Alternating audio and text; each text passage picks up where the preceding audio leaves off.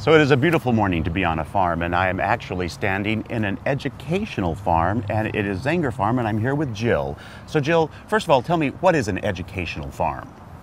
Well, we bring about 8,000 students here every year. Wow. Where they get to come and really experience where good food comes from. Yeah. So they'll go out into the fields and get dirty with the farmers, and they'll get to meet our chickens and our turkeys. Nice. And experience our wetlands and really experience the full process of growing and harvesting good food. So how long has this been Zenger Farm? Tell me a little bit about the history of it. This was historically a dairy farm of the Zenger family. And as the Zengers were leaving the property, they really wanted to see it preserved. Sure. As development was springing up all around them on Foster Road. So the city of Portland purchased this property for stormwater management. Of the 16 acres, 10 is in a wetland down below. So the city purchased the property in '94. Shortly thereafter, a group of folks wanted to continue the farming legacy of the property and started a small vegetable operation. Mm-hmm. One thing led to another. It officially became a nonprofit in 1999. Started with 200 kids that came out this year, and that year and this year we'll have over 8,000. Wow. You know, and what I love about it is because it is inclusive of not only produce and how to actually farm and seeing animals, which so many kids in cities miss, but I love the wetlands concept too, that the kids can actually see that Right. and get some education on that as well. Exactly.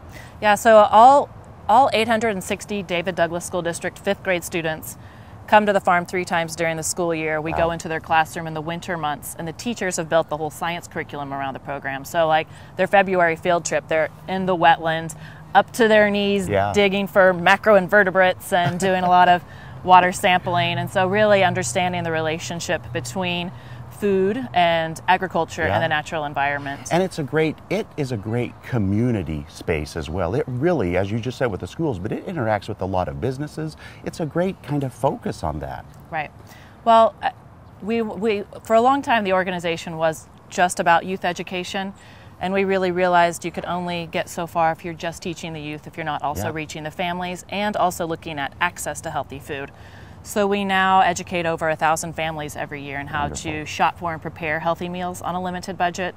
And then we also provide access to East Portland for healthy food. So you can shop at our Lentz International Farmers Market and find really affordable produce, and also participate in our own community-supported agriculture program where families get a box of weekly vegetables straight from the Zenger Farm fields. Nice. Well, and now, just to prove that all of this is happening all the time here, I'm going to take a little moment, run over and talk to another chap who's working with some kids right now. Thank you so much, Jill. Thank you. So now I am here with David. And David, tell me what your position is here at the farm. Sure, I'm the program director. And so all of the really fun events that happen, and that involve a lot of kids, come through you. So tell me a couple of your favorites.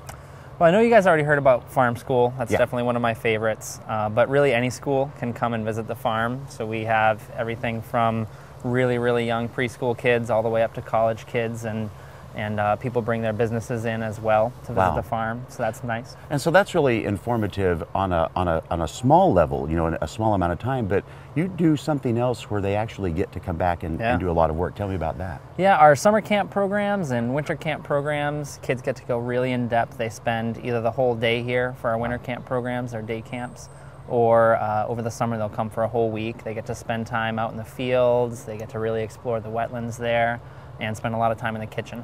So there's a lot of education and fun, which I think you learn better when you're having a good time anyway. So you mentioned camps, like winter camps. When do those start and what are they? That's right. We have 6 days of winter camp this over winter break from December 22nd through January 2nd. Wow. You can send your kid to one, you can send your kid to all 6 days.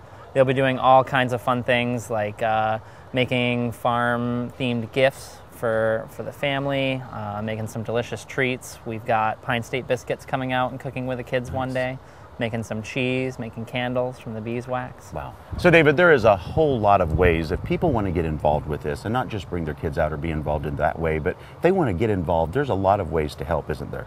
Sure, yeah. We have tons of volunteers that come and help out. They can do everything from lead field trips to teach cooking classes, come out and do some gardening. You can send your kids to camp. come and shop at the farmers market when it's in season, sign up for a CSA for Nice. next year. Well, you know, it's a great location. I have to say, I've been here many times throughout my lifetime here in Portland. And so if you're thinking, I want to get more information on this place, go to gardentime.tv. We'll click you over to their website. You can find out the events. You can find out about the construction that's going on, how to volunteer, just so much information. Thank you very much, David. It's a pleasure having you.